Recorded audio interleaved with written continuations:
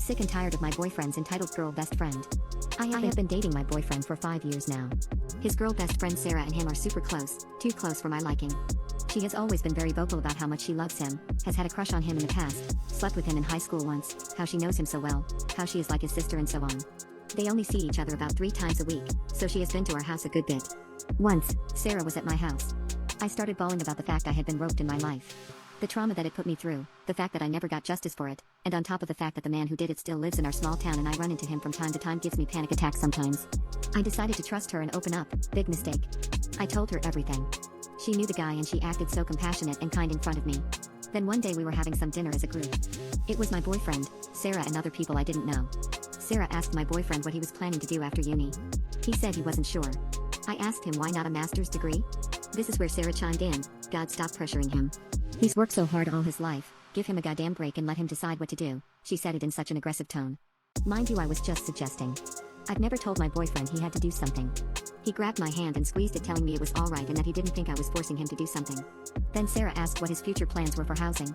I mentioned my family has a house in the southern part of the country and that we were planning on moving there in the future. I kid you not, these were her exact words. Hell no. He isn't moving to the south. He's staying here. And he better not go farther away than the closest city. I was a bit annoyed. Why was it when I recommended doing a master's I was forcing him to do something, yet she was prohibiting him from moving? Yet I was the controlling one? Sarah then started talking about ex-boyfriends, and said she didn't mind if any of her friends got with her exes. I mentioned something to her like, I'd warn the girl first. I don't want anyone to suffer what I suffered. Sarah blew up. She was red in the face.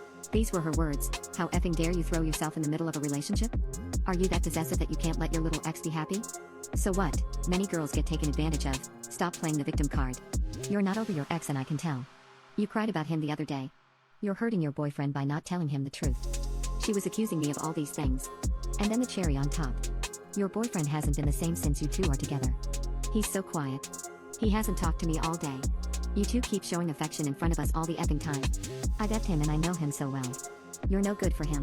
She was annoyed at us holding hands and hugging each other in front of her. I started crying over her tone and her accusations. And then she said something that made me bawl even harder. I'm so sure you lied about your rope. If it were actually true, you would have gone to the police. What did he do to you exactly? I blew up and told her in detail what he did to me in front of others. I was so embarrassed when I realized I told a bunch of strangers something so personal. Her response, you're such a effing manipulator. Remember when I met you were crying over your weight? Sarah kept throwing things that made no sense. Anything she could, she was throwing it into my face. She has an ed, and she threw my own self-esteem issues into my face. Throughout the whole conversation, my boyfriend didn't say a single thing.